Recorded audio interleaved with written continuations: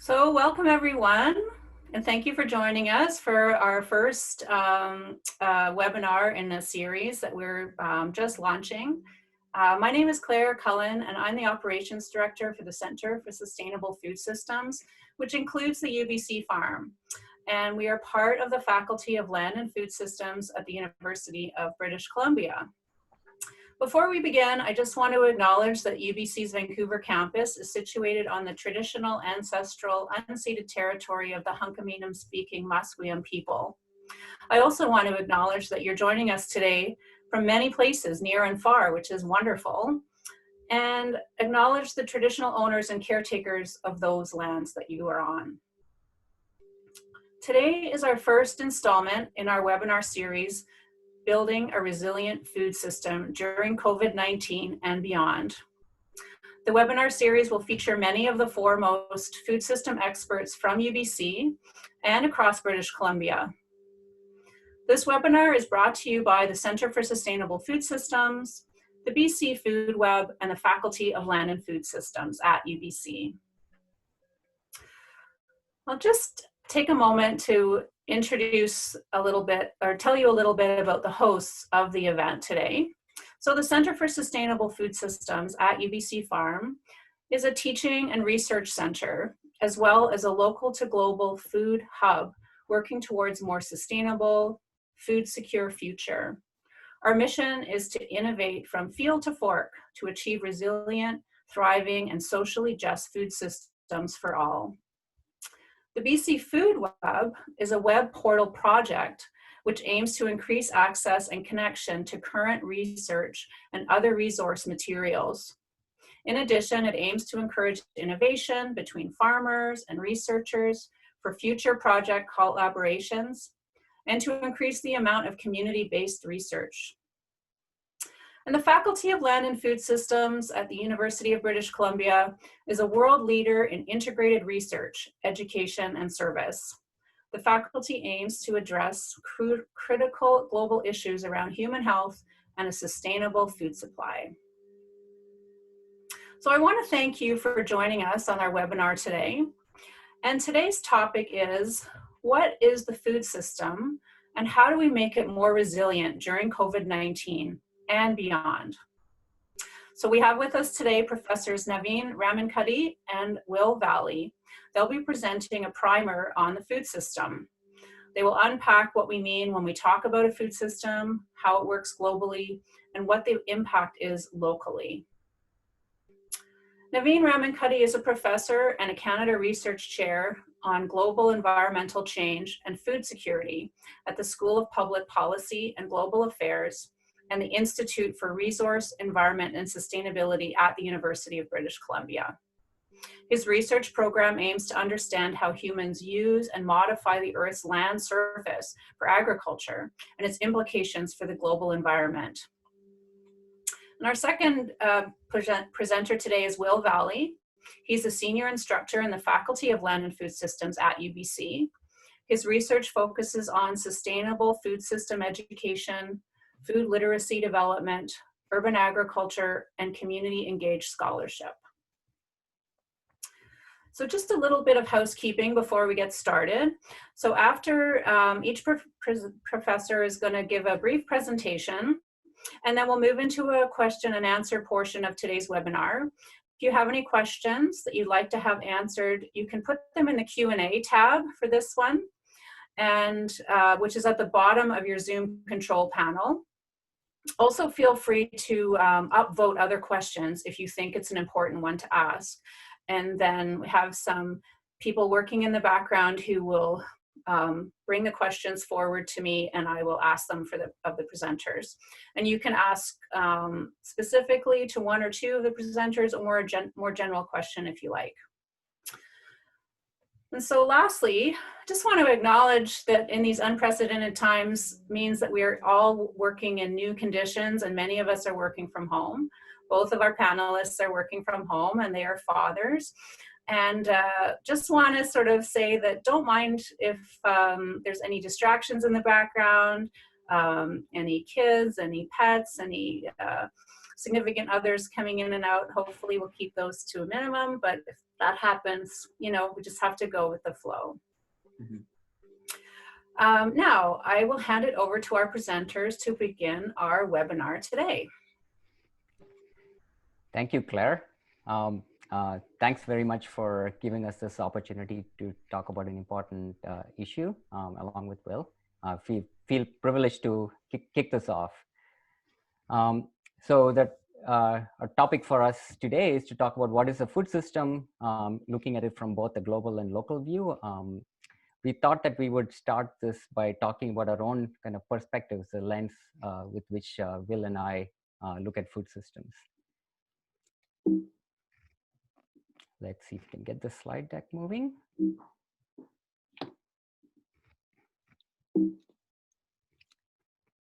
All right. Will, do you have? Yeah. So bring a shared window. Controlling your. For some reason, it's asked me to bring my shared window to the front. Thanks for the introduction, Claire, and thanks everyone for joining us, and thanks for being patient as we try to navigate Zoom and sharing our slide control. Will and I are sharing a slide and yeah, trying to control it remotely. So. Well, Navin, I'm pretty familiar with this. Like, we're both pretty familiar, so I'll try to advance the slides as we go. Great, thank you. Yeah. So you're up first with the presenter positions? Yep, next slide, please. Oh, that's the challenge. So I can see the presenter positions, but you can't? No. Okay, sorry, everyone. Okay. This is our first time hosting a webinar like this, so we're just all kind of learning and figuring out as we go.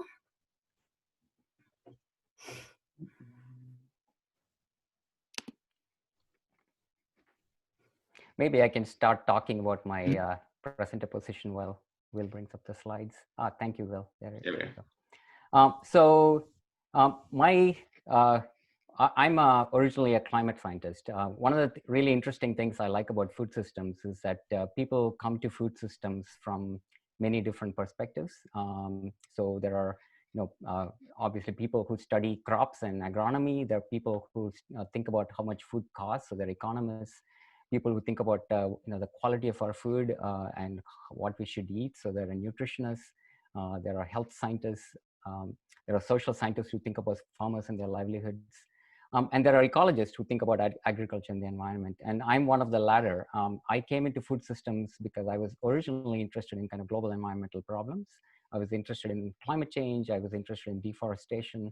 And that's kind of was my entry point, which means that I typically tend to take a kind of global view, a planetary view of food systems. I also have a bias in terms of the training. So I take a natural science view mainly, although I collaborate with a lot of social scientists at UBC and elsewhere. And I also come to it from a perspective of environmental concerns. My limitations is that even though my grandmother was a farmer, I really have very little grassroots experience in terms of my academic work, in terms of working at local scales. But that's why we have Will. So, Will.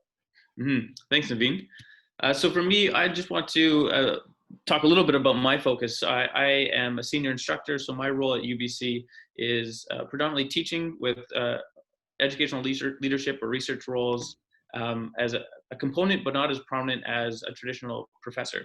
And so my areas of focus are really around studying food systems education. So how should we thinking about food systems, and how can we help develop future professionals to engage with food systems to help steer them towards something that what some have called a better food system for more people.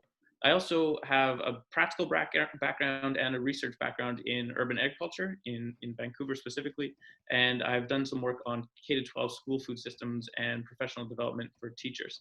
So my limitations is a warning often I find for in an academic study. I'm a generalist. I have an interdisciplinary PhD, so I have some natural science, some social science. So I dabble in a few fields, and so through an interdisciplinary lens and as kind of a connector. So that's always my warning when I present, that I'm not going to go too deep in any one part, but looking at the interconnections and relationships between many components of the food system, and then also the kind of the cognitive psychology and educational perspectives as well. So I'm going to begin a little bit by just helping frame what do we mean by modern food systems. And Navin and I have been talking about this for a few weeks now. It's a daunting presentation to talk about what is a food system at the global and local level. Really, this is a degree program and a lifetime study. So we're going to, by necessity, not get too deep in any one part, but try to help distinguish between the global and the local and some of the implications as we move forward through COVID-19 and our current situations. So when I think about modern food systems, I often think about, okay, how am I going to conceptualize this and show it to students? And so always a good place to start is Google. So when you think about food systems and having to understand that, you can Google food system diagrams, and this is really what you'll get. You'll get an enormous amount of images from other people who are trying to also communicate, okay, what is a food system? How do I communicate a food system to other people? And Well, can I interrupt you for a second? Yeah. I'm not seeing your slides advancing, and I think others aren't either. Oh, unfortunate. Okay. Let me stop sharing. Go back to Zoom, and I'll share my screen.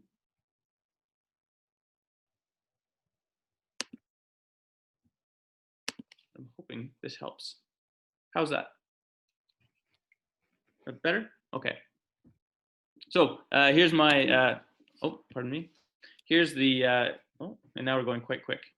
Here's the food system diagram. You Google it, and this is the results. Is this working better? Perfect. So you see there are many people attempting to represent food systems in a diagrammatic way because it's important to try to understand them.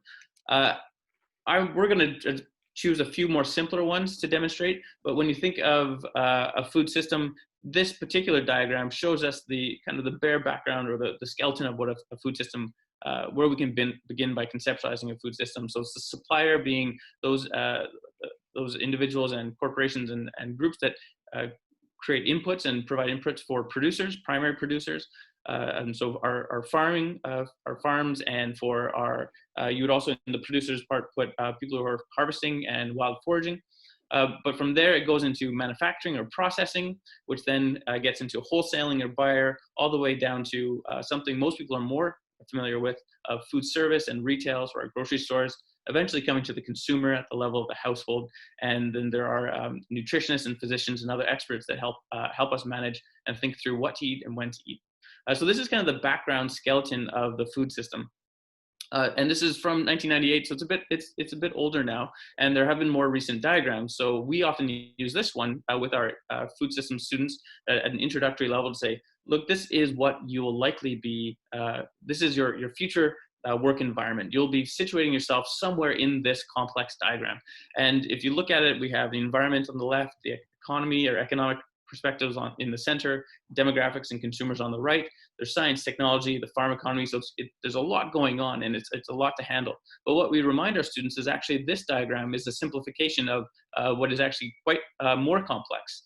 So when you look at it from this level, and why I love this diagram is the authors really attempted to capture what's in a global food system. I think they do it quite well, but it's almost to the point where it's overwhelming.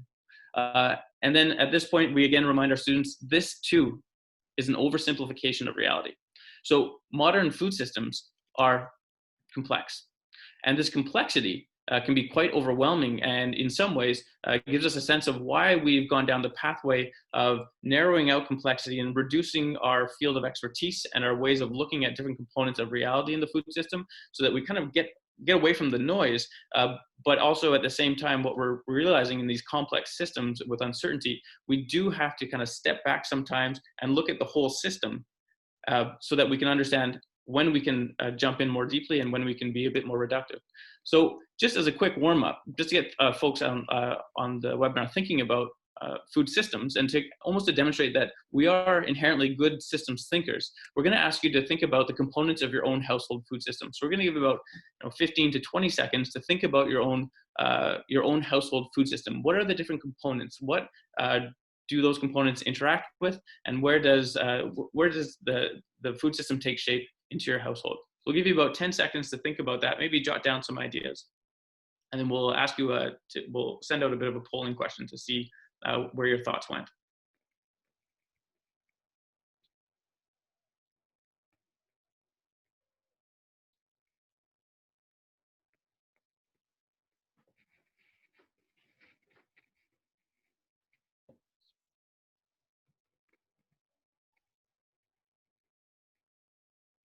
And so Melanie, if you can, open up that next poll we have.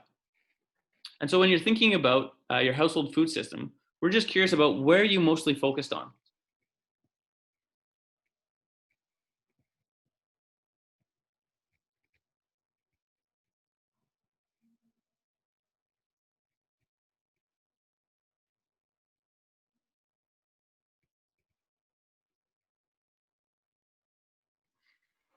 Perfect.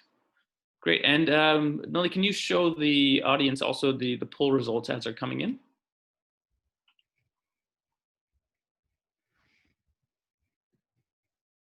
And hopefully everyone can see this. And this is excellent. This is an activity we do often every year to start one of our courses, and it's very similar results. Some folks, when they hear about the household food system, they think about what's in the house, and that is a particular food system where you have food coming in, being prepared, being stored, being processed, being consumed, being the managing the end products. But then others right away start thinking about everything and everywhere, because of course we are, for the most part in Canada, for most of the population, embedded within a global food system. Others tend to think about their region or their neighborhood.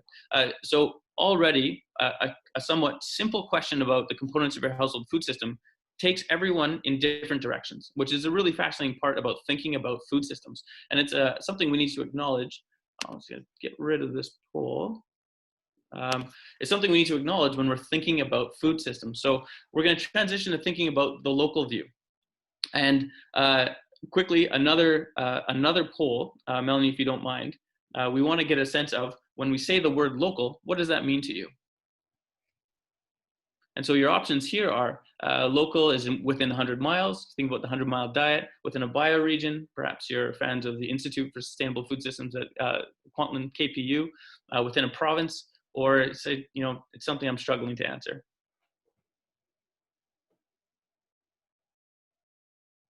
And of course, these aren't all of the ways of describing local, but if you can see the results, as I see them, we have about most folks thinking it's within 100 miles. Some folks showing that it's about a quarter is saying within a bioregion, some within a province, and about 10%, this is a challenging question. I'm not really sure. And to be honest with you, most days I'm usually choosing I don't know either, because it's a easy question to ask and a very hard question to answer. And then it's even harder to defend your specific position. So the local view is inherently hard to, poll 3, or I think I'm gonna get rid of this poll here. The local view is very hard to conceptualize. So I'm just gonna move us through a way about thinking about systems so we can have a better sense of how we define what local is, so that then we can communicate and discuss what local perhaps ought to be. And so first, when we're thinking about systems, we always have to consider kind of the boundaries of the system. We have to set the boundaries, and then we have to consider the nested levels within it. So this is an example of the UBC farm. It's not a very creative example. I'm limited in my artistic ability, so to kind of suffer through just rectangles. But so at the center, you see the UBC farm. And that the rectangle in the middle, the medium-sized rectangle, represents the boundaries of the farm. And the next boundary would be, the next boundary could be the cosmos, could be the planet, could be the province, but we decided to use Metro Vancouver. And so what's useful here is that we're already setting we're already limiting our boundaries and our scope, so that we can be able to better communicate the interactions and the distinctions. So I'm going to go to the next level of thinking about systems, is that once you just set your boundaries and your nested levels, then you can start putting in some of the components. And what's interesting about components, they too are systems themselves. So if you went to the UBC farm on a Saturday and you went and visited the market itself is a complex system. And so this is one example of nested systems within within a system, but it helps us understand, okay, what are we talking about and communicating? So systems diagrams are always communication devices. And then the next level is we can then start talking about the interactions and the feedback inherent into systems. So when we're thinking about local systems, we have to think about and discuss them. We have to think about what is our outer boundary, and how does that outer boundary then distinguish from what we want to focus internally. So from production to processing, distribution, wholesale, retail, then we start being able to better communicate what we mean by a local system and what are the more prominent components of that system. And we always have to remember too that the perspectives of the people are very important because not everyone agrees what are the prominent components or what ought to be prominent components of any food system, but in particular at a local level. So what we've seen in Canada and when I say local, I'm going to assume that most folks are living in an urban setting in urban setting in Canada, urban or peri-urban. And so what we often see in our local systems right now is more about interactions with retail environments and restaurants. We don't often, it exists, but we don't, the general public doesn't often engage with wholesale and distribution. It's a bit more hidden within our local systems. And we don't often think about and see where the end products of our food systems are going. They still exist locally, but they're not really as visible as much as the food environments that urban folks often work in. So thinking about local really means thinking about your boundaries, thinking about the components that are a part of that local system, and then understanding how all the flows and interactions impact them. And from there, we can start thinking about this habit of mind. Anytime we talk about a grocery store or anytime we go to a restaurant, we're already starting to think about the interactions with the people, the labor. We're starting to think about where the food came from, where the waste goes, what is being, the cost and what is being offered by this particular node of the food system. And it's always connecting us to other parts of the system. So we often say in our first year courses, second year courses, you kind of start anywhere and you go everywhere when you're thinking about food systems. And the other part of it is that when we're talking about local food systems, we often get trapped in thinking about local systems versus relocalizing. So how do we reorient our local systems to having more components and being more prominent? So that would be thinking about how do we bring back components of our food system like abattoirs in a more local setting, and getting different types of distribution or shortening the distance between where food is grown to where it's consumed. So that would be more of a relocalizing versus understanding what a local system is. So from there, I'm going to pass it along to Navin to talk a little bit about how he thinks about the global view. All right, so now to something completely different. I'm going to try to take look at the food system from the opposite end. So when I think about a global view, I typically think of, let's imagine there's an alien out there looking at our planet, and they're trying to understand our food system. And let's just say that they have really good instruments with which they can measure our food system. What would they see?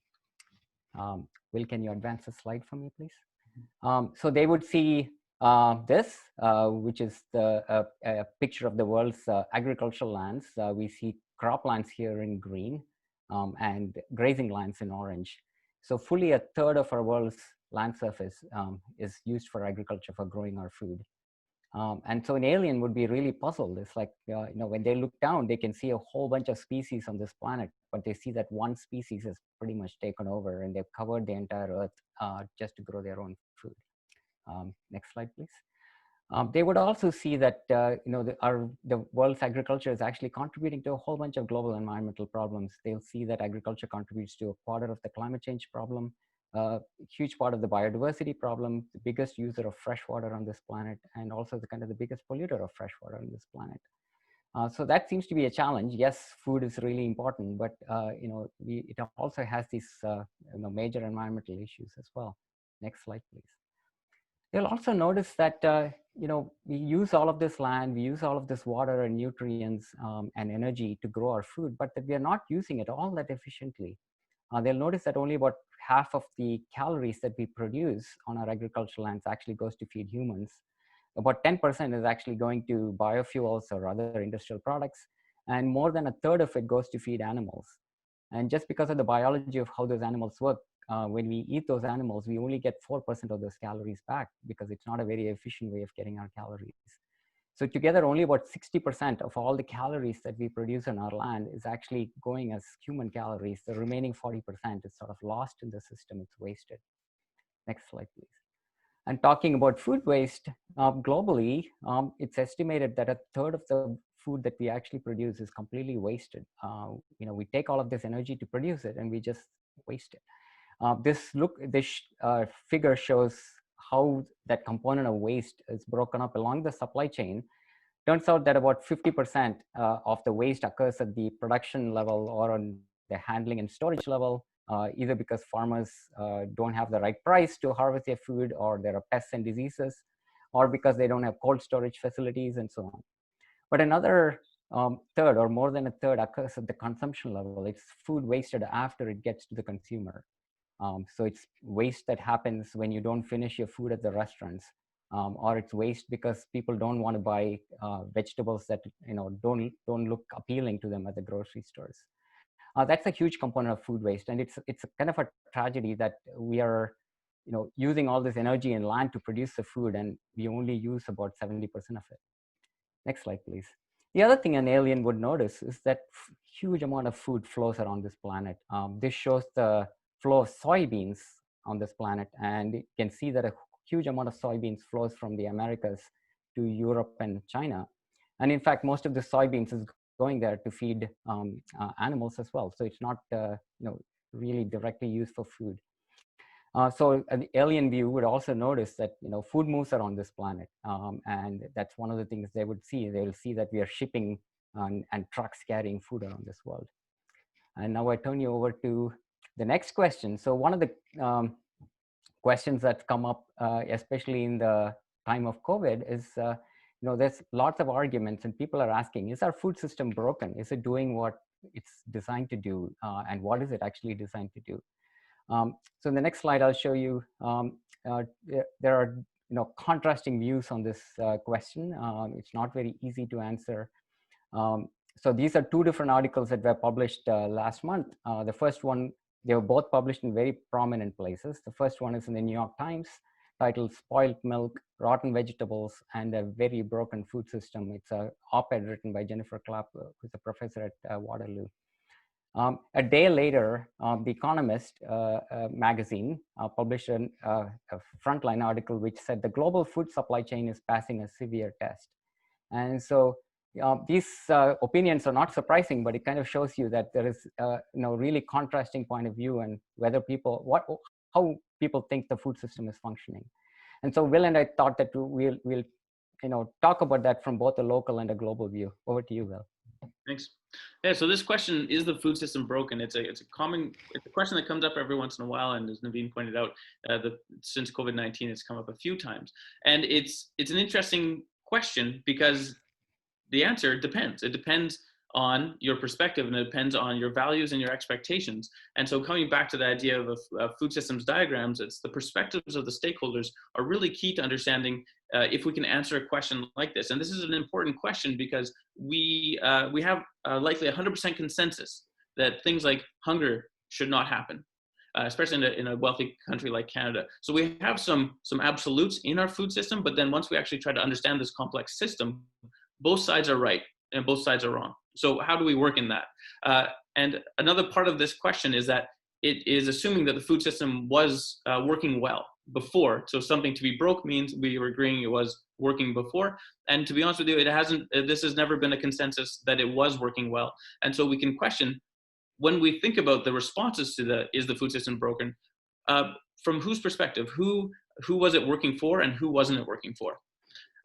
So to answer that question, we really have to think about what are the goals of the system, and from whose perspective, and what was it designed to do. So we're going to talk a little bit about from what COVID-19 is teaching us to help us better understand what it was designed to do.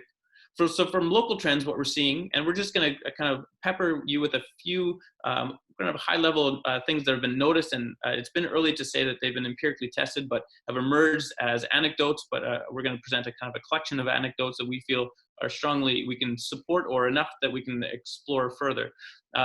But one of the local trends we're noticing is that local food insecurity is increasing because food insecurity in Canada, in a capitalist industrial food system, food insecurity is related to income. The work at the University of Toronto by Dr. Valerie Tarasuk and a proof group has been showing this for decades or more, that the lower your income, the more likely you are to report food insecurity. And before COVID-19, about 4.4 million people in Canada were reporting food insecurity, and it's expected that will double because of the loss of income due to COVID-19. And it's not because of a food supply issue. So food insecurity and a loss of income are completely tied. The next part is this question revealing of this idea of essential workers. And essential workers in the food system, they're helping us maintain a viable food system if you are lucky enough to be able to afford it through cash or through entitlements. But our essential workers are increasingly being recognized as working in dirty, dangerous, and demeaning conditions, which is what we're seeing and what we're recognizing at a local level. We're interacting with these folks who are being compelled to go to work, but yet their working conditions, their pay, and the respect they get is quite undervalued and questionable. The second part, or the third point I want to bring up of one of the local trends, is what we're seeing around smaller farms experiencing an interest in demand. Urban, peri-urban farms that are offering direct-to-consumer sales, they're reporting an increase in demand that they haven't seen before. They're also reporting the ability to pivot their operations more easily to meet that demand or to find different ways to stay afloat during the economic uncertainty. Whereas other larger farms that are kind of trapped or have specialized in one commodity or specialized in one product and are going to one specific locale, and especially if that was a restaurant, those types of farms that are much bigger and a bit more rigid are really struggling with the ability to adapt, and that's leading to issues of unemployment, issues of food waste, and issues of a lack of food getting to consumers from farms. I'm going to pass it along back to some global trends from Navin. So to think about the global trends, I take you back to this simple food system diagram, which shows food moving from producers to consumers along processors and packers and distributors and retailers. Obviously, the food supply chain is a lot more complex than this. But what COVID-19 has kind of taught us is that there seems to be two really distinct food supply chains. Next slide, please. It looks like there's a particular supply chain where producers and processors and distributors are really intending to supply their products to grocery stores. And there's another separate supply chain that's supplying to restaurants. And the way the food is packaged and distributed is very different depending on the intended origin. Next slide, please. One of the things that COVID has revealed is actually first was a demand side shock. So the immediate reaction, or the immediate consequence of COVID was that people stopped going to restaurants and they started buying more from grocery stores. So there was a shift in demand away from restaurants towards grocery stores. And so the kind of consequence of this was producers who are typically supplying to restaurants suddenly found a loss in demand from restaurants. And hence the stories about spilt milk and spoiled vegetables. Those are the farmers who are supplying to restaurants. On the other hand, there was an increase in demand at the grocery stores, and hence the experience of consumers of empty grocery shelves. Indeed, there was a little bit of hoarding going on for a few days at the beginning, but that was a temporary blip. The really big change that happened was this kind of shift in the supply chain in terms of demand. And this has, for the most part, I would say, it seems to have adjusted over the last 2 to 3 weeks. People seem to have somehow retooled themselves and gotten the supply chain shift to work again, with a few exceptions that I'll come to. Next slide, please. The other major place where COVID seems to have hit is in the processing industry and the packing industry. As we have seen in Vancouver, 4 chicken processing plants were affected by COVID, probably because of the conditions under which the workers there are subjected to. They usually had to be in very close proximity to each other. We also saw a fruit and vegetable packing processing facility that was affected by COVID. And so when these facilities are affected, that reduces the amount of especially dairy and meat that's reaching consumers. And on the other hand, producers have been facing a huge challenge in getting their produce out to market. This is a food waste problem in the sense that we heard about spilt milk, but it's also a severe moral problem, because we've also hearing stories about chicken farmers saying that they'll have to cull a large portion of their flocks. Next slide, please. The kind of unknowns are what's going to come down the line. So, in Canada, we are just entering the next kind of production cycle. And, it's becoming increasingly clear that producers here in Canada depend on labor, and a large portion we depend on kind of migrant labor. How is COVID going to affect them? On the one hand, kind of borders are closed, so we might have fewer migrant laborers coming in. But we may also have situations where migrant laborers are more affected by COVID because of their living conditions. This remains to be seen. Next slide, please. So in terms of global trends, in the near term, we see the demand shift from restaurants to groceries. We see meat processing industry has been affected. And we also see that dairy and meat farmers are struggling to get their stuff out to the market. But in the long term, maybe we'll see migrant labor and how that affects next harvest. That remains to be seen. And also whether distributors themselves, who've been doing well so far, whether they will be affected in the long term. So this brings a question of, what is a resilient, how do we deal with the food system? If you think it's broken, if you think these are issues that we need to deal with, we need to think about building a resilient food system. So I'm going to present a kind of a global view of how to think about this. To do that, let's first look at where does Canada's food come from. So a large portion of our fruits and vegetables comes from overseas. For fruit, it's more than 50%. A huge portion of stimuli and sugar also comes, but let's focus on fruits and vegetables, which are a key component of the diet. Now we can next look at BC and ask, where do the fruits in BC come from? And this shows the food miles of BC. So it turns out about 17% comes from within a 500 kilometer radius, and another 31% comes from within 500 to 2,000 kilometers. So about 50% of our fruits come from within a 2,000 kilometer radius, but that's already stretching into the US. But then another 30% comes from this kind of 5,000 to 10,000 kilometer range, and that's in South America. So a large portion of our food comes from of our fruit comes from outside of BC. And so if you want to think about fruit security, we need to not only be thinking about what's happening here, but also what's happening elsewhere. But how do we then, our immediate reaction might be to say, okay, so we should become more self-sufficient and grow all of our food within BC. That only works if, we are not affected by a shock and other people are not. So let's imagine two separate situations. Let's say there was an epidemic in US or in South America, but BC is not affected by that. In such a situation, it might make sense for us to be self-sufficient, because then our supply chain from elsewhere will not be affected by that epidemic, right? But we could imagine an opposite situation, and we think about this a lot when we think about earthquakes in BC, is that, what if we are affected and our partners, our friends with whom we trade are not affected? Wouldn't we in such a situation actually want to have our friends help us? Like, wouldn't we want to have a partnership with other countries where we have supply chains actually functioning, so that if we are affected by a crisis, that we actually support it? So when I think about a resilient food system, next slide, please.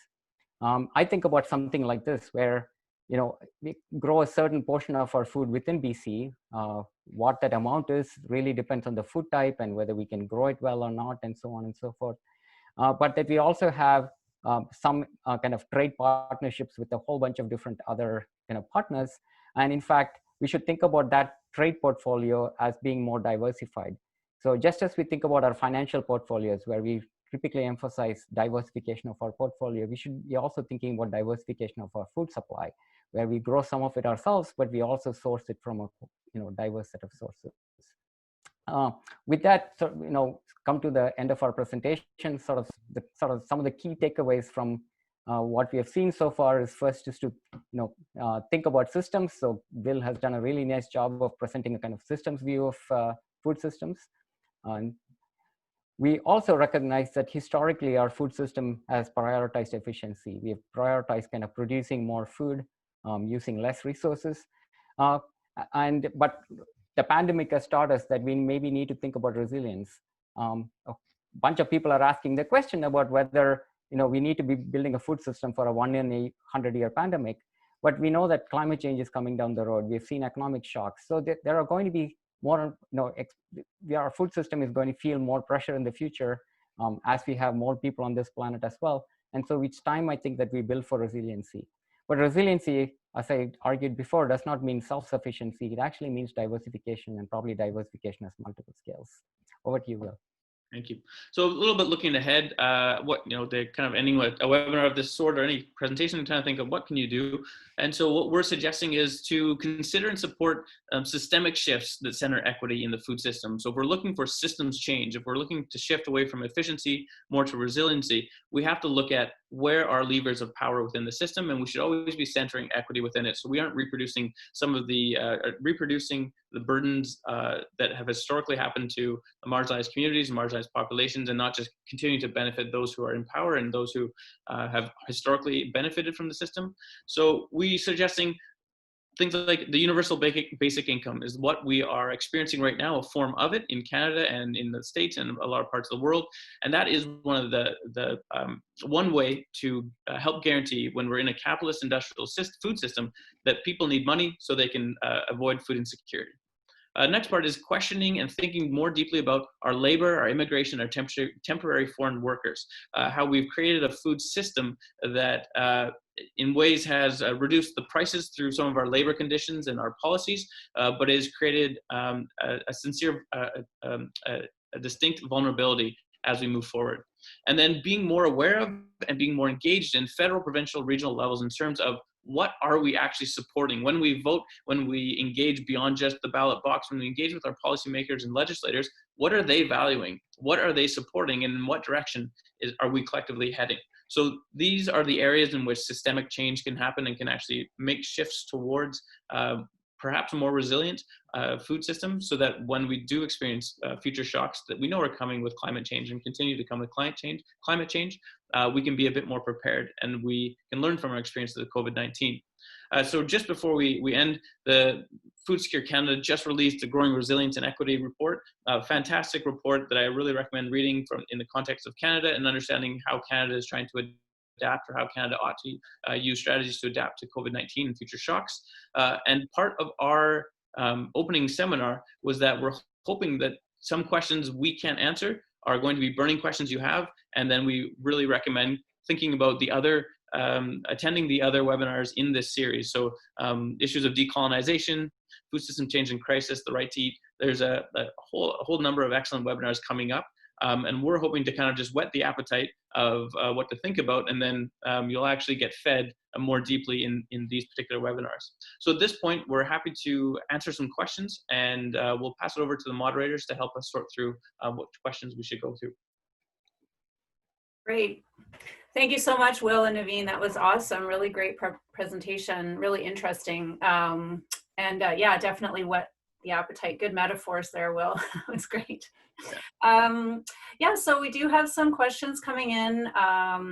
So I can just dive right in, and I have some moderators in the background who are sort of compiling sort of the most popular. So remember to put your questions in the Q&A section, and then upvote ones that you think you would like to have asked.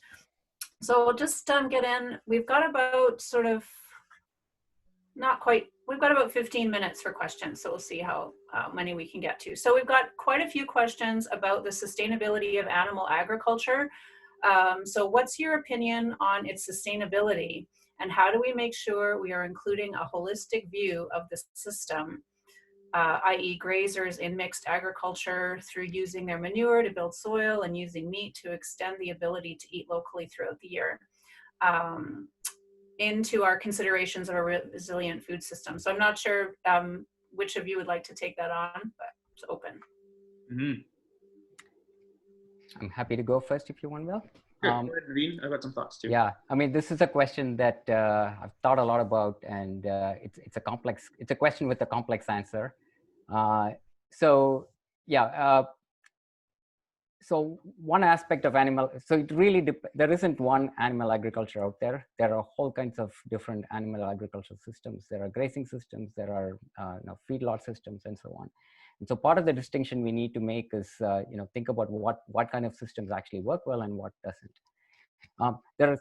There are one aspect of this question is that take the alien perspective and think about the fact that we grow grain on a huge part of the planet. We grow maize, we grow soy, and we use a lot of energy and nutrients and water to grow those grain crops, and then we feed them to animals, which is an inefficient system.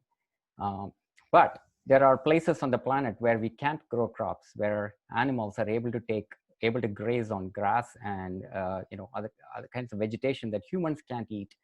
Animals are able to digest them, and they're able to provide useful calories to us. So that makes a lot of sense. And so these are two entirely different systems. And today we divert a third of our world's grain to animals. That's not efficient, but that doesn't mean that we need to completely stop eating meat. So one way of thinking about it is that there is a role for sustainable meat consumption in our food system. The other side is in the consumption side. So, and there is huge inequality across the planet on this issue. So there are some parts of the world where people are not eating enough meat to get the amount of protein and critical micronutrients that they need. And there are other parts of the planet where we are, over consuming. So in North America and Europe, the recommended daily diet in terms of for getting optimum protein is something like 40 grams a day. And on average, we consume something like 80 grams a day. So that's twice the recommended protein. So it's not about becoming vegetarian or vegan. I think about it in terms of at least reducing our meat consumption in some places so that people who really need it can have more. Mm-hmm. And thanks, Navin. And I'd just like to also add in the complexity, the complex part of the cultural values of meat as well. And often when we think about and talk about this relationship between humans and animals, and is it, it's often the social contract is extended to animal husbandry, where the farmer or the individual who's relying on the domestication process is bound in a contract to provide a meaningful life, or a life free of certain harms and suffering.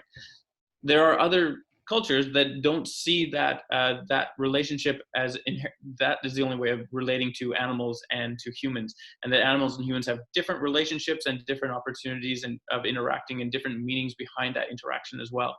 So it is, again, coming back to the idea that it depends on the perspective and it depends on the context.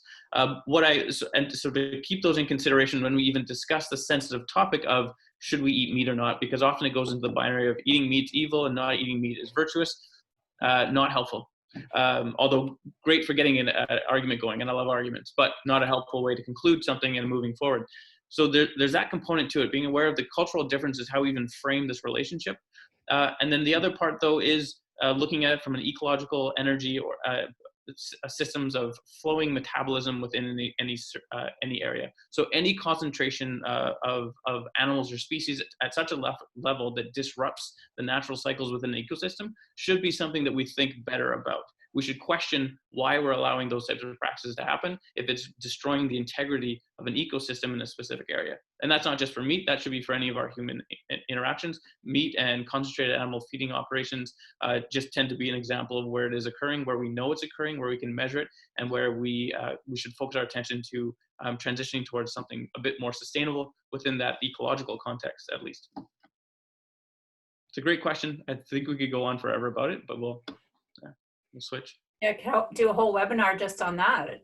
So didn't even talk about seafood or, yeah, anyway, blah, blah, blah. Okay, the second question is, and I think either one of you could take this on. So in UBC's approach to food systems, do you include an analysis of the impact of giant monopolistic agro-industrial corporations whose goal is not really about food, but is about maximizing shareholder value, in contrast to community-based or cooperative economic initiatives? So from UBC's perspective, I guess. Navin, you want to take that, Will? Yeah, okay. So, well, first, I couldn't speak on behalf of UBC because we're a collection of thousands. From my perspective as someone who is in the Faculty of Land and Food System who discusses these issues, I like to begin with kind of the principle of charity, of saying that well, very few people are out there to do evil things, or to exploit and to completely ruin other people's lives. It's often when we talk about Monsanto or we talk about Syngenta or some of the Cargill, it comes into this, we're creating already an emotional reaction to an either or, and it's usually based on the assumption of wrongdoing. Corporations legally are bound to produce profits. That's an interesting system that we should question more. There's a great paper about should trees have rights? And the premise is that, well, we've given corporations rights, and corporations don't actually exist. But a tree exists, but it doesn't have rights. Why can't we do the same? So when we're thinking about the role of corporations and what they're designed to do, we really should be jumping into the legal realm of why this exists. But now that it does exist, what are our policymakers that we voted in and that we vote for and that we have a direct line to, although it's tenuous at best at times, how are we helping support their ability to push back and to reshape the system towards something we collectively want better? So there is issues of lobbying, there's issues of who has access to positions of power, but in certain ways we can't start with the idea that corporations are bad and therefore not corporations are good. Because on the other side, there's no evidence that a small farm or a local, a small scale shareholder or local farm is inherently good either. You can still abuse your workers, you can still poison your land, you can all do those things on a small scale. And so it doesn't mean that small is virtuous and large is evil. It's more about the nuances and looking at the systems of power and change within the system, so we can direct it towards what we think ought to be better. So that's how I think about just the idea of corporations and monopolies as being characters in our food system that we need to confront and address. Navin? I don't have anything to add, so we can go to the next question, Claire. Okay, great. Okay, the next question is sort of might cover some of these topics as well. So it's how can we develop better support from large retailers for local producers? So for example, Save on Foods are often selling Washington apples in Kelowna when the local produce is readily available at competitive prices. I wish we had an economist on Yeah.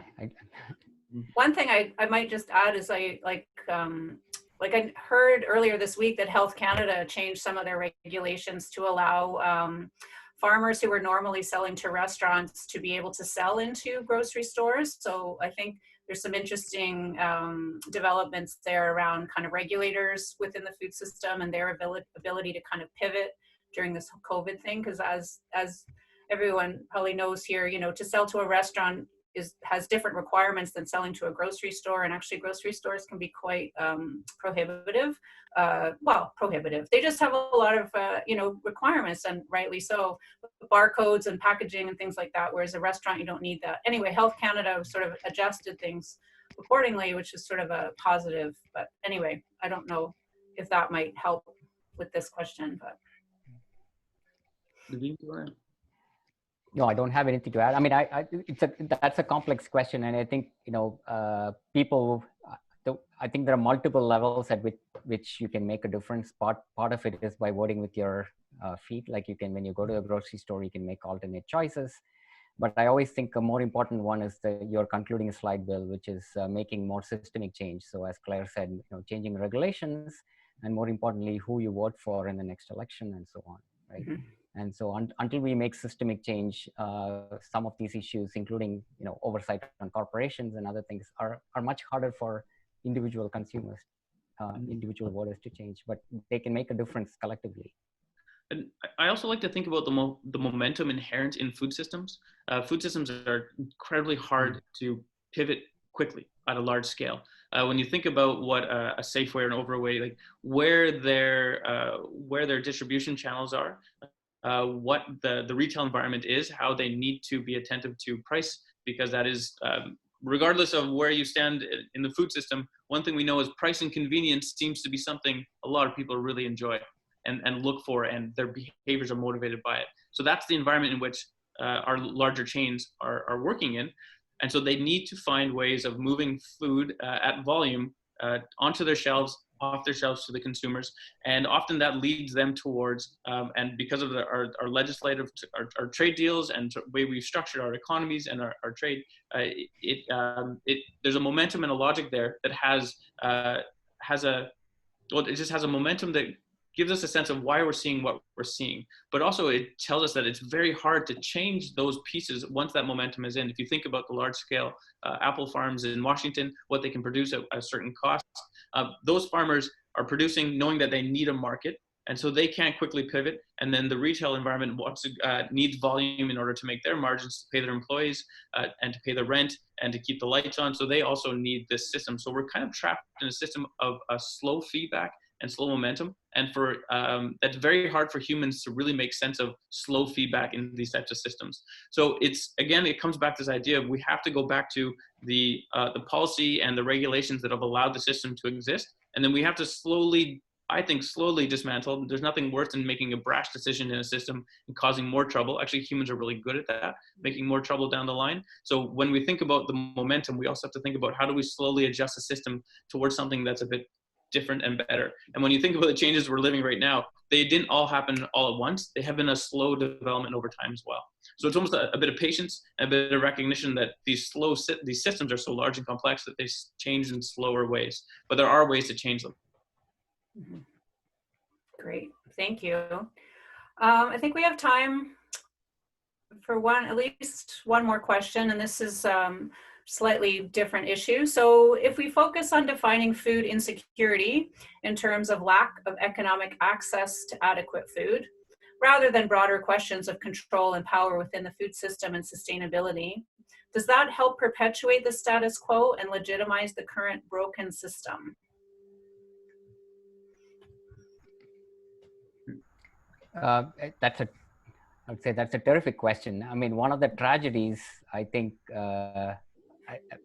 stepping away from Canada and looking at other parts of the world where food insecurity is rampant. When I think about food insecurity, I'm usually thinking not about crises, but I'm thinking about kind of chronic food insecurity, people who are on a daily basis not able to get enough food. And, we know that, we know since maybe 60s and 70s that it's poverty, lack of entitlements, as the questioner asked, that's causing this food insecurity. However, the tragedy is a lot of these people who are food insecure and poor are also farmers. So there's a complex relationship between sort of, you would think that a farmer is able to feed themselves, but often farmers end up being net buyers. They're producing food for the market, they're making money, and it's that money that they're using to buy their own food. They might be able to, if they're subsistence farmers, they might be able to feed themselves a little bit, but looks like globally, a lot of people who are hungry are also farmers, and it's essentially because they don't have market access. So how to, so the way I think about breaking that problem is really, I think of that as a development challenge. Currently the way the food system is working is there seems to be an imperative to produce cheaper and cheaper food. Because we feel that that's the way to feed the hungry people, because people can't afford food, we need cheap food. But another way to think about it is I just wish everyone had enough money to buy food. And so instead of producing cheaper food, we should be bringing people out of poverty. So that's a development challenge. It's slightly different from a food system challenge. And I think the question is hinting at the fact that these things are not disconnected. But I think, seeing that as a development challenge and kind of dealing with kind of food system problems and kind of agglomeration issues separately can possibly make this work. Will? Yeah, it's a heartbreaking issue. Increasingly, the more I learn about food insecurity and food systems, the more I see the issue as racism. So many of our issues come back to it's not that it's a non-food system related issue, because everything's connected. It's just that we have to address issues of fundamental racism, decolonization. And if we don't, we're just going to perpetuate the same system we have. Racism is tied to classism. It's tied to, there's also sexism that comes into it, and misogyny. So those are the basic social inequalities and inequities we see in our system. Sometimes it's more exciting, or it feels better to work on growing better food and healthier food and organic food, which we need. But some of the really hard work to improve our food systems is anti-racism work. And that's in Canada, that's really hard to jump into and talk about as much as it is to talk about, imagine the scenario of your friend, hey, do you want to come to the farmer's market with me and we can, get some food and all that? Or, hey, do you want to come to this group where we're working on anti-racism activism? Yeah. Generally in Vancouver, in Canada, it's the former is much more appealing to more people. And then with that, and that's not to say that we shouldn't be doing those. We shouldn't be promoting organic, small scale, diversified systems. But at the same time, we need to recognize that these fundamental inequities and racism being one of the most important ones that we need to dismantle, and thinking about decolonizing Canada and the history of colonization in Canada. Unless we talk about those and address those, we're really just going to be recreating a system that benefits those in power. And in Canada, that's benefiting, it's a white supremacy system. So we have to address those fundamental issues before we can think about improving the food system. Great. Sorry. No, and that's a great segue into what we're gonna be talking about next time at the next webinar on June 11th. So thank you so much. It is 4 o'clock, so I think we'll just have to wrap it up here. But thank you so much, Navin and Will, for your really interesting and insightful presentation and answers to the question. There's been lots of great questions. So really appreciate everyone's input. We know there are lots of unanswered questions, and so we'll try to answer them after today's webinar. And we'll send out some more information of where you can find the ongoing dialogue once we wrap this up. I just want to thank Will Valley and Navin Ramankutty for kicking off this series with really, whetting our appetite for sure and wanting us to dive in more deeply into these many topics. I want to also acknowledge behind the scenes, Melanie Cooksdorf, Jessica Lattis, Mairead Norton, and Anisha Sandhu, who helped pull this all together. So thank you for your hard work on that. So join us, I encourage you to join us in 2 weeks. We'll be doing our second episode called Decolonizing the Land and Food System, Indigenous Resilience in Times of Crisis. So I think Will has set us up nicely to move into that discussion. So again, it's on June 11th and it's at 3 o'clock, same time as this one. And we'd love to know what your thoughts are about the webinar. So we'll be sending out a short survey afterwards. About this session. We'll be sending it tomorrow. So hopefully you'll take a moment and just give us a bit of feedback. So that would be great. And if you would like more information about the CSFS or the UBC farm or other things that we've talked about today, please, I encourage you to go to our website, which is ubcfarm.ubc.ca. Or you can just Google UBC Farm and you'll get there, and there's lots of information on there, research papers, all the activities that we're doing, how we're adapting to COVID, et cetera, et cetera. So hopefully you can get a chance to take a look there. And just thank all of you. I want to thank all of you for joining in today and participating, and we look forward to continuing this discussion. These are some really important issues, and I think the moment is very timely to really dive into some of them. So thank you so much for joining today. We'll see you next time. Thanks, Navin. Thanks, Claire. Thanks, Will. Mm-hmm.